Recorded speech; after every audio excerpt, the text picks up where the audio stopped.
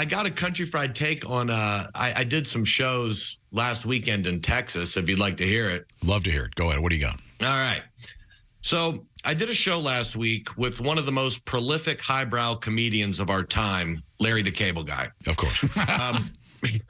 I got to say, man, I haven't seen that guy in years, and he sold 4,000 tickets and blew the doors off. But anyway, our show was at the rodeo in Fort Worth. We hung out with bull riders, went to the John Wayne Museum, and I watched a woman riding full speed, rope and tie a calf in seconds. Whoa. And I came to the realization, I feel like a wuss, you know? I hear people say all the time, the number one fear is having to get up in front of people and speak. One of the writers told me that doing stand-up would make him, in his words, throw mud in his pants. I chuckled and said, dude, I am sure you could do it. If you can have 3,000 people watch you on the back of a 2,000-pound animal that wants to throw you off his back, impale you in midair, and if it happens to flip over and land on you, you look like someone stomped on a ketchup packet. I think you could probably spit out a few lines about that Chinese spy balloon. You know what I mean? He then asked me if I ride, right? And my brain panicked. I just imagined in my head, do I ride? I had flashes of me running through the living room with a broom between my legs, watching Yellowstone, yelling, kick his ass, Rip.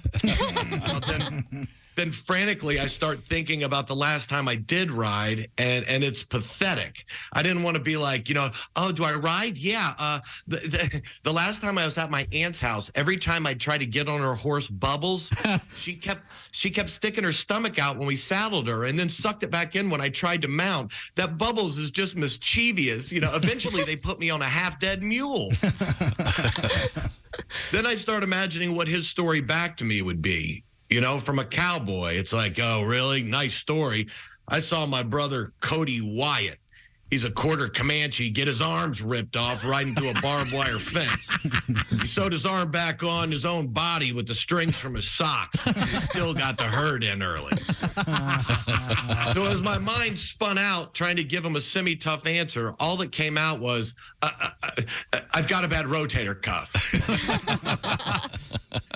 And you know what he said? He said, I'm sorry, buddy. And I'm like, I'm sorry, buddy? All that drama going on in my head for nothing? I was envious of how calm and cool his demeanor was, because comedians always have drama going on. I know comics that complain they got PTSD from doing USO tours. And so he finished our conversation with, well, you know what? We all have our gifts. And that's so true. We all have things we can do and things we can't do, whether it's being a great mom, great at your job, or someone that's a great caregiver. And no matter what your gift is, it means something to the people around you. And there are a lot of us who spend way too much time looking at others' gifts and miss out on cultivating our own. To quote Blazing Saddles, you do that voodoo that you do so well. I'm Reno Collier, and that's my country fried take. Thank you, Reno.